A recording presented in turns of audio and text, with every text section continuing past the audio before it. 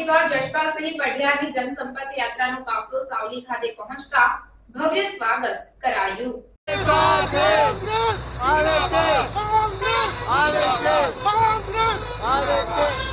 લોકસભાના કોંગ્રેસ ઉમેદવારની જનસંપર્ક યાત્રા સાવલી ખાતે પહોંચી।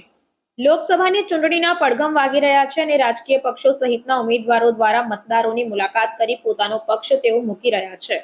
ત્યારે વડોદરા લોકસભા સીટના કોંગ્રેસ પક્ષના ઉમેદવારે 135 વિધાનસભા મત વિસ્તારમાં તાલુકાના સાગરદાથી જનસંપર્ક યાત્રાની શરૂઆત કોંગ્રેસના પૂર્વ ધારાસભ્ય ખુમાનસિંહ ચૌહાણ, સાગર કોકો સહિત કાર્યકરોના જંગી કાફલા સાથે કરી સાવલી નગરમાં પહોંચ્યા હતા।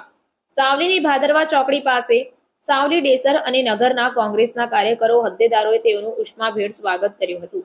સાથે જ મહારાણા ચોક ખાતે સ્થાપિત મહારાણા વીર પ્રતાપની પ્રતિમા પાસે પુષ્પાંજલિ અર્પણ કરી કાફલો જનસંપર્ક માટે ડેસર તાલુકાના ગામો તરફ રવાના થયો હતો।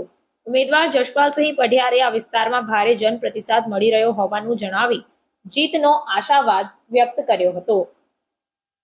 રિપોર્ટર પરેશ પંડ્યા સાથે કેમેરામેન સતીશ પરમાર। વડોદરા લોકસભા બેઠક અંતર્ગત આજરોજ સાવલી વિધાનસભામાં પ્રચાર પ્રસાર જનસંપર્ક માટે આવ્યા છે। સવારે સાકરદાથી શરૂઆત કરીને અત્યારે સાવલી ખાતે પહોંચ્યા છે। અલગ અલગ ગામોમાં જનસંપર્ક કરી રહ્યા છે। તમામ જગ્યાએથી ખૂબ સારો પ્રતિસાદ અને આવકાર મળી રહ્યો છે।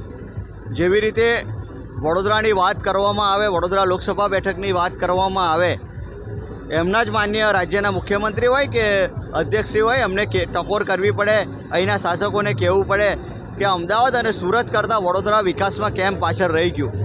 એટલે દેખીતું સ્પષ્ટપણે દેખાઈ આવે છે કે જે શાસકો અત્યાર સુધી રહ્યા એમને કામ જોવે એવા જનતાના કર્યા નથી અને એના કારણે જ એમની જ પાર્ટીના લોકો દ્વારા આવું કહેવામાં આવે છે। એટલે આ વખતે વડોદરા લોકસભાના બેઠક પરિવર્તન જગી રહી છે અને જે કામો નથી થયા એ કામો થાય એ માટે વડોદરા લોકસભાની બેઠક આ વખતે જન આશીર્વાદ કોંગ્રેસ પાર્ટીને આપવા જઈ રહી છે।